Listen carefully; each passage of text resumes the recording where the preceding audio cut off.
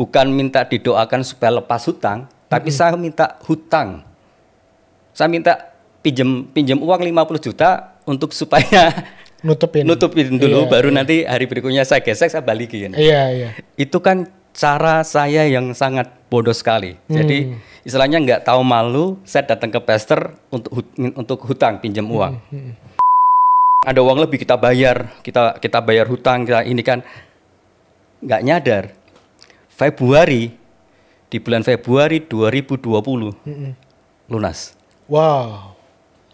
2020 bisa lunas ya? Lunas. Jadi 14 bulan bisa lunas. Saya juga bingung. Dari 15 tahun. 15 tahun tiba-tiba jadi 14 bulan.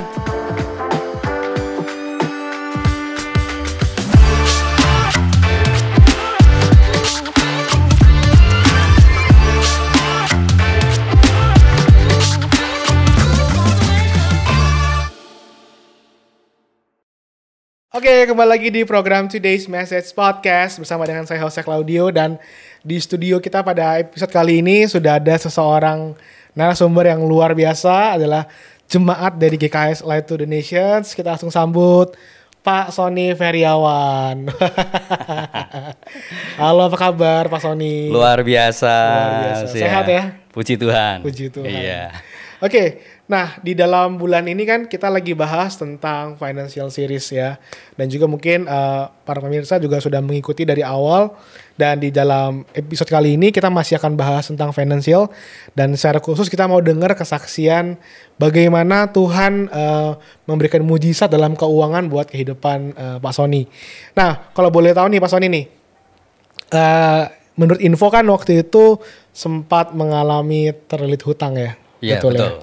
Dan boleh tahu nggak tuh seberapa besar sih hutang yang waktu itu melilit kehidupan Pak Sony dan keluarga? Oke, jadi waktu itu ada sebuah kebutuhan yang harus saya penuhin. Ada kebutuhan. Dan kebutuhannya nggak terlalu banyak, cuma sekian juta lah gitu kan. Nah, karena saya punya kartu kredit. Dan kartu kredit bukan satu kartu saja, tapi banyak kartu dan semua bank saya punya. Dan akhirnya saya baru tahu kalau untuk pelunasi bisa gesek tunai. Ya. Nah, jadi dengan satu kebutuhan itu saya tutup dengan kartu yang lain. Terus ada itu muncul tagihan. Bayar lagi dengan kartu yang lain. Nah, tanpa disadarin itu 4 tahun saya jalanin. Terus ya, bergulung ya? Bergulung-gulung terus. Tiba-tiba saya nggak nyadar lihat tagihan hampir 500 juta. Wow. Dari 4 tahun, hampir 500. Sekian juta, tiba-tiba udah jadi 500 juta. Saya shock. Wow, ini gimana nih cara bayarnya ini? Aduh. Gitu. Nah, akhirnya ketika saya mencoba untuk gesek, ada masalah di mesin. Ada masalah di mesin? Maksudnya gimana tuh? Masalah gimana? Mesin, apa namanya? Edisi ya? Iya, mesin edisi nggak bisa. Dari pihak gesek tunai yang punya gesek tunai, dia bilang, transaksi batal, gak bisa dijalanin. Tapi saya konfirmasi ke bank, transaksinya berhasil. Jadi ada miss di situ. Akhirnya kan harus menunggu cetak tagihan berikutnya. Nah, otomatis kan udah lewat tuh. Ya udah, akhirnya pusing kan, ini tagihan tiap bulan tuh puluhan juta. Jadi saya gali lubang tutup lubang. Dan istri saya itu pekerjaan sehari-hari itu datang ke tempat gesek tunai. Wow. Salah satu pekerjaan utama istri saya itu datang itu gesek gitu kan. Iya. Dan akhirnya saya belajar di Alkitab kan ada seorang janda itu dia terlilit hutang dan menghadap Elisa. Oh iya, yang suaminya juga nabi ya? Nabi juga. Iya. Saya datang ke salah satu pastor di sini. Bukan minta didoakan supaya lepas hutang, tapi saya minta hutang. Saya minta pinjam uang 50 juta untuk supaya nutupin dulu, baru nanti hari berikutnya saya gesek, saya balikin. Iya. Itu kan cara saya yang sangat bodoh sekali. Jadi istilahnya nggak tahu malu, saya datang ke pester untuk hutang, pinjam uang. Akhirnya pester itu nggak ngasih uang, tapi dia ngasih pembelajaran seperti ini. Yuk balikin perpuluhan dok. kamu di Maleki 3 itu ada firman di mana Tuhan itu menantang umatnya. Saya kaget, menantang umatnya gimana? Langsung dia ambil kalimat, ujilah aku, maka aku akan membukakan tingkap-tingkap langit bagimu. Langsung terdiam kan. Iya. Terus ya udah saya pulang, saya ngobrol sama istri. Terus terang, di masa-masa hutang itu, saya open aja ya, rumah tangga saya berantakan terus terang. Udah di ujung tanduk perceraian, jadi anak pada sakit, jadi bener-bener berantakan. Rumah tangga itu kayak neraka dulu. Iya. Jadi bener-bener hopeless gitu, udah terlilit hutang gitu. Dan akhirnya saya sama istri mulai koreksi lah dalam hidup. Sebenarnya ada masalah apa sih gitu kan. Iya. Nah akhirnya dengan omongan pastor itu, akhirnya malam-malam kita diskusi sama istri. Dan akhirnya saya sepakat sama istri menghadap Tuhan. Kita melakukan bertobat. Iya. Bertobat, kita sudah istilahnya tidak taat mengembalikan perpuluhan. Dan akhirnya kita komitmen. Tuhan, kita bertobat, kita komitmen untuk kembalikan perpuluhan. Nah, terus saya ngomong sama istri, kita stop gesek tunai. Terus nanti debt collector datang gimana? Istri saya. Iya. Ya udah kita hadapin. Istri saya bilang, oke. Ya udah. Akhirnya kita nggak gesek tunai, udah biarin aja. Debt collector udah telepon. Datang gitu. Dan saya nggak pernah ganti nomor handphone. Dalam 1 hari itu sampai 200 panggilan debt collector. Saya terima, diancam gini, kayak gitu. Tapi saya tidak pernah menjanjikan ke debt collector itu kapan saya mau bayar. Minggu depan, besok, bulan depan enggak. Tapi saya hanya mengatakan, saya kalau ada duit, saya bayar. Kapan? Ya nanti kalau ada duit, gitu kan. Minggu depan, ya siapa tahu besok sudah ada duit. Gitu kan. Jadi permainan kata-kata lah supaya ini kan. Dan istri saya cukup sabar, saya lihat dia kuat. Karena apa? Debt collector datang ke rumah. Saya di kantor. Dan jadi nemuin istri ya? Istri saya kan orangnya cuek gitu kan. Akhirnya ya, udahlah, akhirnya itu Desember 2018 kita sudah melakukan pertobatan. Awal 2019 Januari kita udah komit kembalikan perpuluhan dan kita menabur. Jadi prinsip kebenaran firman Tuhan kita harus jalani karena kita udah bertobat, mau nggak mau kita harus melakukan itu kan. Nah setiap dapat berkat, kita dapat penghasilan, istri saya mengingatkan, ayo potong perpuluhan langsung kembalikan, nggak usah ditunda-tunda, langsung transfer ke gereja. Nah, gitu. Terus ada sebagian yang kita tabur gitu. Nah, kita lakukan itu. Jadi ya sudah, saya masa bodoh. Perpuluhan nabur. Dapat berkat, perpuluhan nabur, dan tiba-tiba nggak nyadar itu ada uang lebih. Dan uang lebihnya itu saya untuk nutup hutang itu. Dan pekerjaan saya kan sebagai analis keuangan. Nah, saya lihat 500 juta. Bisa dianalisa ya? Ya, 500 juta dengan kondisi keuangan saat ini, saya prediksi tetap menjaga cash flow aman ya di keluarga itu 15 tahun. 15 tahun baru bisa lunas? 15 tahun bisa lunas. Itu kalau tidak ada apa-apa di tengah jalan ya. Anggap aja semuanya normal, 15 tahun lunas. Tapi mulai Januari 2019 kita kembalikan perpuluhan, kita tabur, terus gitu. Ada uang lebih kita bayar hutang, kita ini kan nggak nyadar. Di bulan Februari 2020 lunas. Wow, 2020 bisa lunas ya? Lunas, jadi 14 bulan bisa lunas. Saya juga bingung. Dari 15 tahun? 15 tahun tiba-tiba jadi 14 bulan. Oke. Kok bisa ya? Dan anehnya gini, saya itu kan sebelum masa pandemi ya, sebelum pemerintah mendeklarasikan masa pandemi. Jadi di bulan Februari ada satu bank, itu hutang saya 90 juta. Dan saya ada uang cash yang uang lebih yang untuk bayar itu hanya 32 juta. Dan Tuhan bilang bayar. Ada bisikan bayar itu. Lah, ini 32 harus melunasi 90. Uang dari mana? Tapi saya nekat. Telepon ke bagian bank, ke bagian recovery kan. Karena saya harus melakukan restrukturisasi hutang kan. Iya. Dan akhirnya pihak bank bilang, Bapak tumben ya sudah lama nggak bayar hutang. Tapi kok tiba-tiba mau bayar hutang? Ada apa Pak? Lah saya kan itikat baik mau lunasi. Ya udah kalau Bapak, saya lah bilang sama ya kalau ke Bapak nggak mau ya udah saya pending. Oh enggak Pak, enggak ya kita cuma tanya.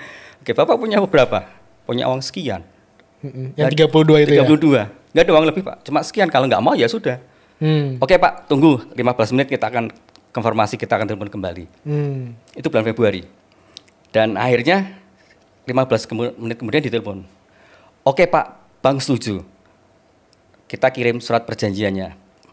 Oke, surat perjanjiannya, kapan bayar? Udah saya bayar, surat lunas dapat bulan Maret. Pemerintah kan deklarasi pandemi. Yes. Nah, ketika saya bank terakhir itu lunas, itu rasanya merdeka. Merdeka. Dan saya cerita sama salah satu pastor, kalau masa pandemi saya masih terlilit utang, habis saya. Iya. Tapi Tuhan luar biasa kan, dari 15 tahun ke 14 bulan, benar-benar istilahnya itu luar biasa, nggak menyangka. Jadi berkat-berkat lebih. Jadi kebalikan perpuluhan, saya tabur seperti itu. Jadi nggak nyadar selama 14 bulan tiba-tiba. Nah itu kalau boleh tahu ya Kak Sony ya, kan dengan analisa waktu itu 15 tahun ya. Nah 15 tahun itu sudah analisanya termasuk sudah mengembalikan perpuluhan. Iya. Dan nabur gitu, udah perpuluhan nabur. Pokoknya rata setiap bulan kita bisa sekian. 15 tahun. Iya. Nah yang menarik mungkin boleh nggak menceritakan sedikit gimana sampai istilahnya kan buat bayar utang aja udah ngepas gitu ya.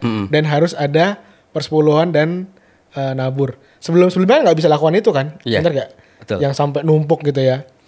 Nah itu gimana tuh sampai bisa ada slot uang untuk bisa perpuluhan juga dan buat utang pun bisa bertambah-tambah tuh. Itu gimana tuh kan 15 tahun 14 bulan lumayan ya, jauh sekali gitu ya. Nah saya bersyukurnya gini, waktu saya bekerja itu ternyata saya bekerja di perusahaan tambang. Dan selain dapat penghasilan gaji ya, itu ada insentif tiap bulan. Itu tergantung dari performa perusahaan kan. Nah, waktu itu ya insentifnya cuma nggak seberapa gitu. Nah, ketika kita mulai komitmen ke Tuhan, kita kembalikan perpuluhan, tiba-tiba itu ngikut perusahaan naik. Itunya performanya naik dan sampai dapat insentif lebih dari gaji. Dan itu tiap bulan dikasih. Jadi insentifnya lebih besar daripada gaji justru? Lebih besar dari gaji. Dan ada juga, dan selain itu istri saya itu jual barang-barang bekas. Nah barang-barang bekas yang aneh-aneh itu sampai ada orang beli dengan harga yang tinggi. Contoh tempat alas tekonya sudah teko tanah liat, tekonya udah hancur, cuma tinggal bakinya doang. Bakinya kan nggak kepake. Bisa kita buang, tapi istri saya posting di situ. Itu orang, saya mau beli itu. Lah ini istri saya bilang ini nggak ada manfaatnya. Enggak, saya pengen beli. 200.000 lah, juga bingung istri saya. Kok kayak gitu. Ya udah banyak barang-barang. Waktu di posting harga nggak 200? Harga itu sekitar 300 kan, karena itu kan sistem di aplikasi itu ternyata estimasi kan. Ternyata dibeli. Istri saya sempat heran, mainan anak-anak yang nggak seberapa itu kan, yang itu tiba-tiba harganya kok bisa ini ya. Jadi beberapa itu. Dan terakhir waktu salah satunya juga waktu almarhum mertua itu waktu meninggal kan, kita nggak nyadar waktu itu sudah kita asuransi jiwa kan. Nah kita nggak nyadar kalau itu masih ada santunan gitu loh. Jadi waktu kita program rumah, ini kok ada ini ya, surat asuransi ya, mendiang mamah ya. Istri saya, oh iya, ini ada santunannya nih, buka. wah sekian santunannya. Akhirnya kita proses buat klaim akhirnya cairlah itu. Kita bayar gitu. Jadi banyak hal gitu juga gitu. Iya. Jadi memang di masa-masa sudah mulai taat menabur itu banyak hal-hal yang mulai terbuka gitu ya. Iya. Banyak hal-hal yang mulai nggak disangka-sangka gitu kan, yang harga sekian jadi bisa lebih tinggi dan perusahaan juga mengalami kenaikan ya. Ini menarik nih. Dengan ketaatan satu orang bisa membuat juga ada peningkatan di perusahaan gitu. Wow. Nah, bagaimana dengan kehidupan keluarga Kak Sony? Kan tadi kan sempat cerita ya di sebelum perpuluhan dan sebelum taat itu ya dalam pernikahan pun kurang baik. Nah, dalam masa-masa sudah mulai taat untuk menabur, apakah ada sesuatu yang terjadi dalam pernikahan? Nah, jadi waktu saya terlilit hutang, otomatis Tuhan yang memang saya menyembah Yesus ya, nyembah Tuhan lah. Iya. Tapi di dalam hidup sehari-hari saya tetap kayak gitu terikat sama mamon. Duit yang jadi satu-satunya. Jadi saya menilai segala sesuatu dengan duit. Apa-apa saya ukur dengan duit. Karena sudah terlilit hutang, mau nggak mau duit semuanya. Iya. Terus hidup egois. Melayani Tuhan, enggak gitu kan. Pengen melayani tapi ada untungnya enggak sih? Ada benefitnya enggak sih? Ada duitnya enggak sih? Gitu kan. Iya. Terus istilahnya udah benar-benar egosentris. Dan sama istri bersinggungan sedikit udah kayak gitu, berantem pengen cerai lah gitu kan. Iya. Nah, ketika kita komitmen kembalikan perpuluhan dan mulai menabur, itu Tuhan itu luar biasa. Cara mainnya itu cantik sekali. Jadi dia tidak bekerja hanya untuk membereskan hutang saya. Wow. Tapi itu sebenarnya itu bagian terkecil. Sebenarnya itu Tuhan tuh fokus hidup kita tuh. Diri kita, hidup saya dan istri dan keluarga kan. Jadi sebenarnya Tuhan tuh pengen membereskan hidup saya sama istri saya itu. Ada bagian-bagian yang memang Tuhan pengen selesaikan di situ. Nah, dari situ Tuhan selesaikan, hidup tidak jadi egois. Jadi benar-benar lepas dari mamon itu benar-benar kerasa gitu. Jadi akhirnya kita bisa nyembah Tuhan, kita bisa melayani Tuhan itu dengan sepenuh hati. Hidup sudah tidak egois, kita bisa melayani dengan sepenuh hati. Dan rumah tangga mulai harmonis. Dan terus terang, saya punya 2 anak. Anak pertama saya itu ada masalah soal tumbuh kembang. Jadi dia terlambat bicara dan terlambat jalan. Anak kedua justru terlambat bicara. Nah, Tuhan lebih concern di situ. Ketika kita kembalikan perpuluhan, bukan soal keuangan saja, tapi anak saya ini selama 1 tahun itu perubahannya itu pemulihannya cepat sekali. Anak pertama langsung dia bisa bicara, cara jalannya sudah mulai seperti seusia dia. Anak kedua saya bicaranya mulai lancar. Dan saya lihat, ini Tuhan kok kerjanya seperti ini ya. Jadi bukan hanya keuangan saja. Baru keuangan itu baru saya sadar ketika Februari 2020. Setelah mau lunas itu ya? Mau lunas itu baru. Akhirnya saya ngobrol sama istri, iya ya, selama 1 tahun kemarin ini Tuhan luar biasa. Ini anak-anak kok bisa bicara sih. Si Samuel anak pertama mulai lancar bicara, jalannya mulai ini. Anak kedua si Rema lancar bicara. Kita sekarang kalau ada apa-apa kita sepakat saya sama istri sepakat ngadepin masalah ya kita sepakat. Betul. Jadi benar-benar nggak sendiri-sendiri. Dulu udah egois kayak gini, sekarang udah kita selesaikan. Ada apa-apa ya udah kita berdoa bareng-bareng sama Tuhan gitu. Jadi memang diawali istilahnya dengan masalahnya di keuangan, tapi sebenarnya ketika Tuhan bekerja bukan hanya soal duitnya. Tapi juga pernikahan, keluarga, anak, dia juga ada kena ininya ya, maksudnya ada berkatnya gitu. Ada berkatnya ya? Iya. Saya suka nih cara mainnya Tuhan tuh cantik. Jadi memang karyanya luar biasa. Jadi soal hutang itu menurut saya itu Tuhan tuh itu sepele lah gitu. Tapi memang Tuhan lebih concern ke hati kita. Betul. Nah tadi kan sempat dibilang ya Kak Sony bahwa istilahnya sempat UUD gitu ya, ujung-ujungnya duit ya kan, apa duit. Nah kira-kira setelah mulai mengembalikan perpuluhan, mulai nabur gitu ya, apa yang mulai Kak Sony pikirkan? Kan kalau dulu kan kayak, wah gue mesti cari duit nih supaya lunas keluarga ini gitu kan ya, pasti kan di masa-masa itu. Nah setelah mulai taat perpuluhan, taat nabur, nah apa yang terjadi dengan perubahan dalam pola pikir Kak Sony? Nah, kalau pola pikir saya ngalami perubahan gini.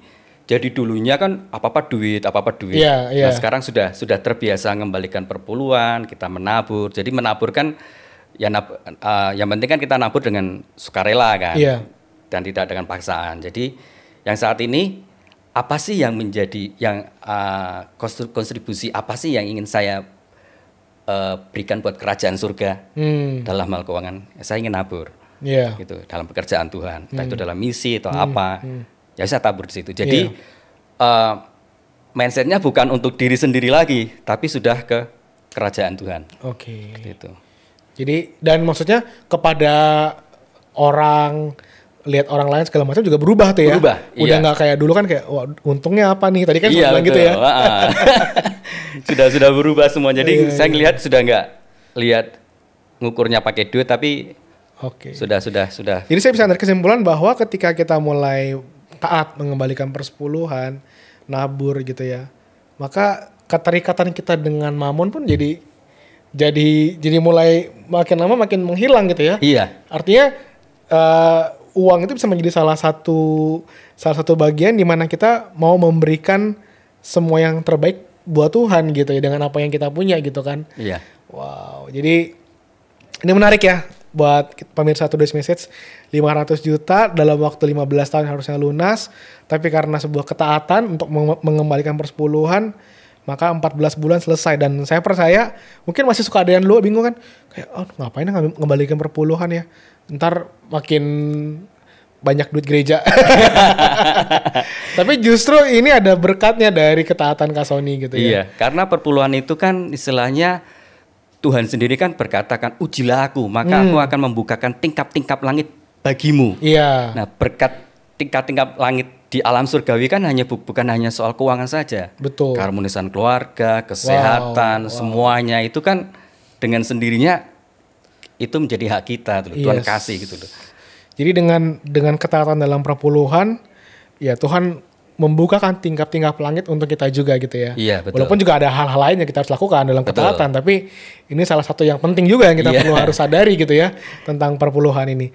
Oke, nah Kak Sony sebagai yang terakhir nih, mungkin boleh nggak kasih pesan buat pemirsa yang menyaksikan program kita hari ini, kalau mereka yang lagi terlilit nih ya, terlilit hutang dan juga mungkin alamin seperti Kak Sony gitu. Nah, boleh nggak ada sedikit pesan buat pemirsa? Oke. Untuk bagi pemirsa yang mengalami kelilit hutang seperti saya waktu itu, memang solusinya hutang itu harus bayar, kita harus lunasi. Jangan didoain ya? Iya, nggak didoain, harus dibayar, harus kita lunasin. Nah, caranya gimana? Memang itu kita harus taat sama Tuhan. Kalau saya terus terang belajar hal kecil, prinsip kebenaran firman Tuhan, yaitu perpuluhan dan menabur. Jadi apapun yang mungkin pemerintah terima, entah itu penghasilan atau apa, langsung potong perpuluhan, kembalikan ke Tuhan. Iya. Dan jangan lupa nabur. Karena apa? Karena di kitab Filipi mengatakan Allahku akan mencukupkan segala keperluanmu menurut kekayaan dan kemuliaan di dalam Yesus Kristus Tuhan. Iya. Nah, Dia mencukupkan segala kebutuhanmu itu. Kalau saya baca ayat itu saya harus tarik satu ayat di belakangnya, yang sebelumnya, satu perikop kan. Iya. Ternyata di situ kan jemaat di situ kan pada nabur. Ketika mereka nabur, justru Allah mencukupkan. Oke. Nah, ketika saya kembalikan perpuluhan dan saya mulai menabur, saya nggak mikir untung ruginya. Yang penting saya mikir saya komitmen taat dah. Kembalikan perpuluhan, nabur. Ternyata saya nggak kekurangan di situ, justru berkecukupan. Yes. Justru kalau dihitung 500 juta ya dalam 14 bulan itu rata-rata tiap bulan kan saya sekitar 36 juta. Tapi penghasilan saya nggak di situ. Segitu. Wow. Tapi kok bisa ada gitu loh. Nah itu loh. Yang penting taat, kembalikan perpuluhan dan menabur. Yes. Itu solusinya. Nah sedikit aja mau tanya ke Kak Sony. Waktu mau mulai taat perpuluhan nih, pernah nggak ada ketakutan kayak, aduh ntar kurang nggak nih ya? Awal-awal, maksudnya waktu awal-awal itu. Iya, memang. Jadi istri juga ngomong, ntar ini gimana ya? Apalagi kan sebelumnya juga hutang nggak kebayar kan? Iya benar. Terus yang tambah lagi mesti tambah lagi, ya kan dipotong kan? lagi, ya. Itu sempat ada ketakutan seperti itu, ada kekhawatiran seperti itu. Tapi akhirnya saya ngobrol sama istri, kita cut segala kebutuhan yang istilahnya yang belum nggak perlu. Mana keinginan kebutuhan kita pisahin. Jadi kita hidup apa adanya. Nah akhirnya istri bilang oke, gitu. Yang penting susu buat anak-anak sampai itulah gitu ya. Istri bilang oke. Akhirnya kita jalanin. Beberapa ini kebutuhan yang nggak perlu kita cut. Lama-lama nggak kekurangan sih. Wow. Justru berkelebihan. Iya, betul. Jadi sempat kayak tergoda gitu kayak wah ini ada sekian nih mesti bisa buat bayar utang nih mesti perpuluhan gitu. Sempat ada kepikiran kayak gitu. Atau waktu udah komit udah langsung aja gitu. Kalau jadi gini, saya tipe orang ketika sudah jatuh dan kena teguran, saya nggak mau kompromi lagi. Oke. Wow. Jadi ketika komit ya udah jalanin. Langsung, udah. ya. Ternyata hasilnya ada. Ya udah ngapain saya harus kompromi lagi? Udah kayak gini aja. Itu di bulan pertama ketika udah mulai lakukan perpuluhan dan harus membayar. Terus waktu dievaluasi ke bulan kedua gimana tuh? Nah, saya evaluasi bulan kedua memang sepertinya tidak ada perubahan. Tapi secara kebutuhan sehari-hari itu cukup tuh loh. Wow. Baru kelihatan bulan ketiga, keempat. Nah itu mulai kelihatan ininya, tuayan-tuayannya. Jadi mulai bisa mengembalikan dan Tuhan ngaturnya luar biasa. Dari sekian bank, bayar bank ini dulu. Itu pun ada arahan Tuhan. Arahan, iya. Wow. Ada arahan, harus bank ini. Kenapa? Ternyata dia dapat diskon, misalnya gitu kan. Wow. Terus ini bayar ini, ternyata kayak gini tuh ternyata polanya tuh. Dan saya belajar belajar ketika ngadepin debt collector itu saya nggak pernah menjanjikan kapan. Besok, minggu depan, bulan depan enggak. Kalau ada duit saya bayar. Iya. Gitu. Oke, jadi untuk sampai menyelesaikan bank mana pun itu ada campur tangan Tuhan di situ ya. Tuhan yang memberikan arahan gitu betul. Ya. Ada kepekaan yang Tuhan kasih saat kita mau mulai untuk taat. Iya. Wow. Oke, thank you banget Kak Sony buat kesaksiannya hari ini dan saya percaya bisa menjadi berkat buat pemirsa yang menyaksikan program kita pada hari ini. Dan jangan lupa untuk terus bisa dapatkan update setiap program-program episode terbaru dari Today's Message Podcast pada Instagram kita @todaysmessage. God bless you. Thank you Kak Sony. Thank you.